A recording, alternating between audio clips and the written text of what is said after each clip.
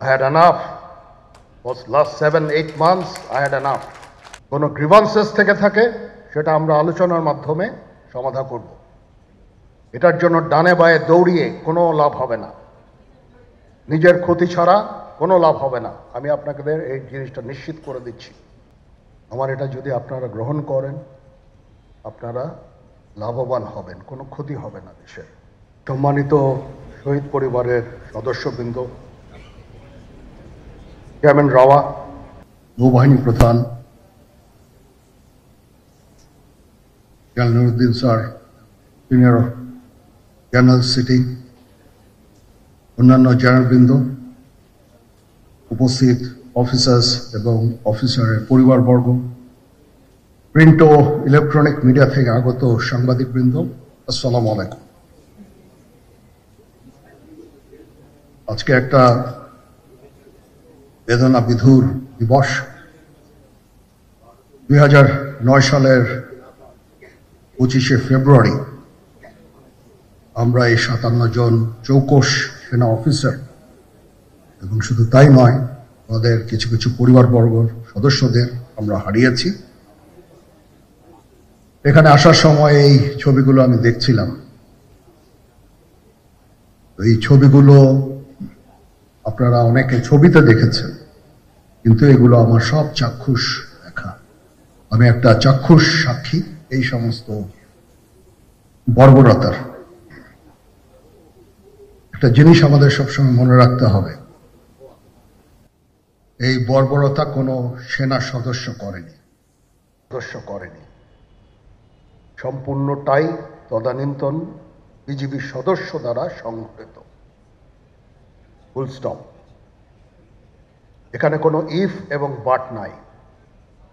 এখানে যদি ইফ এবং বাট আনেন, এই যে বিচারিক কার্যক্রম এতদিন ধরে হয়েছে, 16 বছর ধরে 17 বছর ধরে যারা জেলে আছে,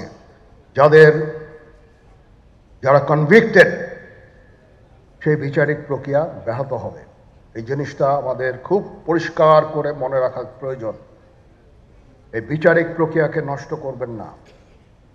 যে সমস্ত সদস্য শাস্তি পেয়েছে তারা শাস্তি পাওয়ার যোগ্য। এখানে কোনো রাজনৈতিক নেতৃবৃন্দ এর মধ্যে উপস্থিত ছিল কিনা, ইনভলভ ছিল কিনা, বাইরের কোনো শক্তি এর মধ্যে ইনভলভ ছিল কিনা, সেটার জন্য কমিশন করা হয়েছে। কমিশনের চেয়ারম্যান এখানে আছেন, উনি এটা বের করবেন এবং আপনাদের জানাবেন। বটম লাইন হচ্ছে যে এই সমস্ত আমাদের এই চৌকস সেনা সদস্য যারা প্রাণ হারিয়েছেন, তারা প্রাণ হারিয়েছেন তদানীন্তন বিডিআর সদস্যদের গুলিতে। আমরা নিজেরা এই সমস্ত জিনিস নিয়ে অনেক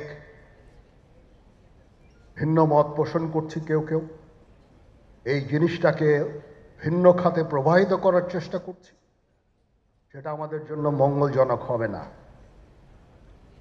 আজকে যদি আমার যে উপদেশ আমি কিছু দিয়ে যাব, সেটা যদি আপনারা গ্রহণ করেন, আপনারা লাভবান হবেন। আমি এটা আপনাদের নিশ্চিত করছি। আমরা নিজেরা ভেদাভেদ সৃষ্টি না করি, আমরা নিজেরা ইউনাইটেড থাকি। আমাদের মধ্যে যদি কোনো সমস্যা থেকে থাকে, কোনো ব্যত্যয় থেকে থাকে,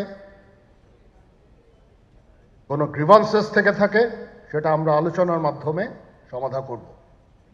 এটার জন্য ডানে বায়ে দৌড়িয়ে কোনো লাভ হবে না, নিজের ক্ষতি ছাড়া কোনো লাভ হবে না। আমি আপনাদের এই জিনিসটা নিশ্চিত করে দিচ্ছি। কিছু কিছু সদস্যদের দাবি যে তারা 2009 সাল থেকে আজ পর্যন্ত বিভিন্ন শাস্তি পেয়েছেন। কেউ কেউ দায়ী করছেন যে তারা অযাচিতভাবে শাস্তি পেয়েছেন। এটার জন্য আমি একটা বোর্ড করে দিয়েছি, একজন লেফটেন্যান্ট জেনারেল সেই বোর্ডের সদস্য। প্রথম ফেজে 51 জন সদস্যর ব্যাপারে আমার কাছে রিকমেন্ডেশন নিয়ে এসেছে। তার রিকমেন্ডেশনের অধিকাংশই আমি গ্রহণ করেছি এবং আরও বেশি আমি দিয়েছি। নেভি এয়ারফোর্সও তাদের এই কার্যক্রম চালিয়ে যাচ্ছে। আমার স্ট্যান্ড পয়েন্ট হচ্ছে, যদি কেউ অপরাধ করে থাকে সেটার জন্য কোনো ছাড় হবে না, বিন্দু মাত্র ছাড় নাই। আমি আপনাদের পরিষ্কার করে দিচ্ছি, it is a discipline force. Discipline ফোর্সকে ডিসিপ্লিন থাকতে দেন। আজকে এই যে দেশের ক্রান্তি লগ্নে সমস্ত বাহিনী, সমস্ত অর্গানাইজেশন বিপর্যস্ত হয়ে পড়েছে। খালি সেনাবাহিনী টিকে আছে, বিমান বাহিনী টিকে আছে, নৌবাহিনী টিকে আছে। কেন? Because of discipline. তারপরেও আমি আমার অফিসারকে আদেশ দিয়েছি, যদি সামান্যতম কোনো সন্দেহের অবকাশ থাকে, কোনো কার বিরুদ্ধে যেই অ্যাকশন নেওয়া হয়েছে, অপরাধী কিনা যদি সামান্য কোনো সন্দেহের অবকাশ থাকে, সেটা তাদের ফেভারে যাবে। এটা হচ্ছে আমার ঢালাও নির্দেশ। সেই হিসাবে বিভিন্ন প্রস্তাব আমার কাছে এসেছে।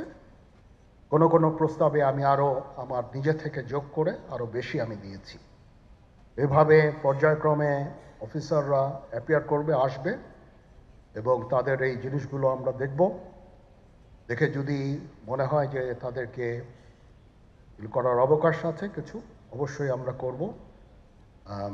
এটা ন্যায় নীতিতে আমরা প্রতিষ্ঠিত থাকব ইনশাআল্লাহ।